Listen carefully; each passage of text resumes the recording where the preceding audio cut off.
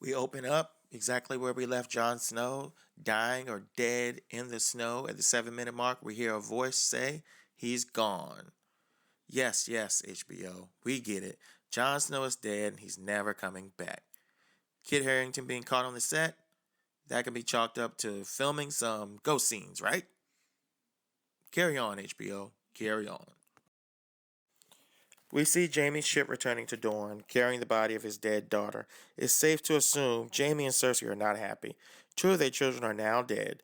Not to mention that Cersei spent what felt like 45 minutes making her walk of shame in the season 5 finale. They're out for revenge, which means the Dornish and that nun with the bell better watch out. Sir Davos stands over what looks like a funeral pyre. But whose is it? The poor sacrifice Shireen, Stannis. Remember, we didn't actually see Brienne of Tarth kill Stannis, and Game of Thrones rarely shies away from bloodshed. It could be Jon Snow's, though it'd be awfully hard to reanimate him if he was burned to ash. Jorah totally finds Dany's ring. That was fortunate considering she dropped it in a giant field in the middle of nowhere. Now he can save her. Oh, look, Jorah's still covering that grayscale up that will probably end up killing both him and Dany, even if he does manage to find her. Bad news for anyone holding out hope that Dany's captors would treat her well. They didn't. She's still in the same blue dress she wore in season 5 and walking on the ground, implying she's been imprisoned. Just when we thought we'd finally get some great Tyrion Dany banter. Here's the High Sparrow explaining to what looks to be a soldier that the poor can overthrow an empire. At this point, the High Sparrow is presumably the de facto leader of King's Landing since Tommen has been spending all his time petting Sir Pounce. Tyrion is somewhere underground. Could he be releasing the dragons?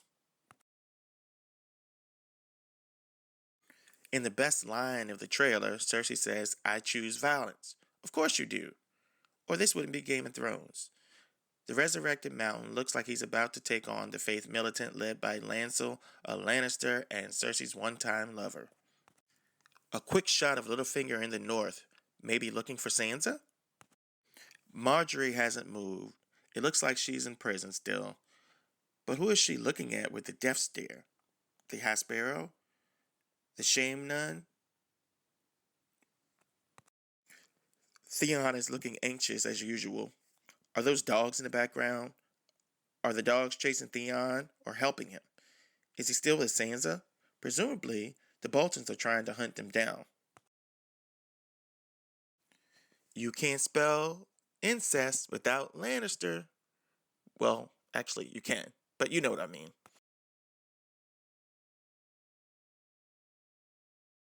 Cut to Brienne killing someone.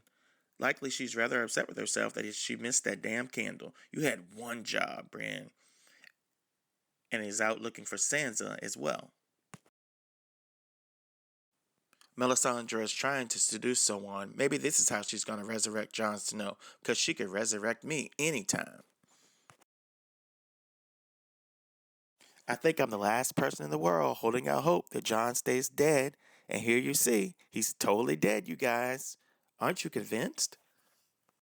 Here, what I assume is Arya Stark jumps off a building, presumably onto the ground, onto a parapet, onto an awning, maybe. Either way, maybe she's escaping and it means she will lose her blindness at some point this season. I can't imagine her jumping like that when she was blind. Boltons versus Wildlings. No matter who wins, someone's going to have to deal with the army of the dead coming soon to a northern city near you. It's not porn, it's HBO. Ned freaking Stark. Clearly, this is a flashback because Ned lost his head. Hey, that rhymes. However, we're probably going back to see him save his sister during the Civil War against the Mad King. Here's a close up of Tormund. He's the new leader of the Wildlings. We see the shields with X's behind them, so we think he's fighting the Boltons. Next comes a shot of someone riding a white horse into battle that's very hard to make out. Jon Snow coming to save the day? Maybe. Marjorie is either asking or being offered forgiveness. She's basically in this situation because her husband, King, I use that term loosely, Tommen, is so ineffectual and weak that he can't even get his wife out of jail or whatever they want to call that place that the High Sparrow has her. And she's going to have to figure out herself. So either she's going to do her best impression of a faith militant or she's really going to start believing. I'm kind of indifferent on the whole House of Black and White storyline with Arya. I need her to become a badass assassin now. Even if she's blind, she needs to be like Daredevil. But it needs to happen soon. It looks like we're headed to all-out war between the Lannisters and the Faith Militant. Sansa looking bewildered and confused amongst the trees, probably running from Roose Bolton.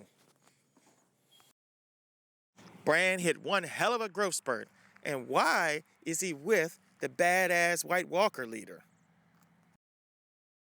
In this scene, Sir Davos goes badass as he attempts to reclaim the body of Jon Snow, who's still dead, by the way. April 24th can't come soon enough. I think it's going to be an awesome season. Last season was solid, but I think there was a lot of filler because the season before was so good. But I think this season, we're going to have a lot of things happening.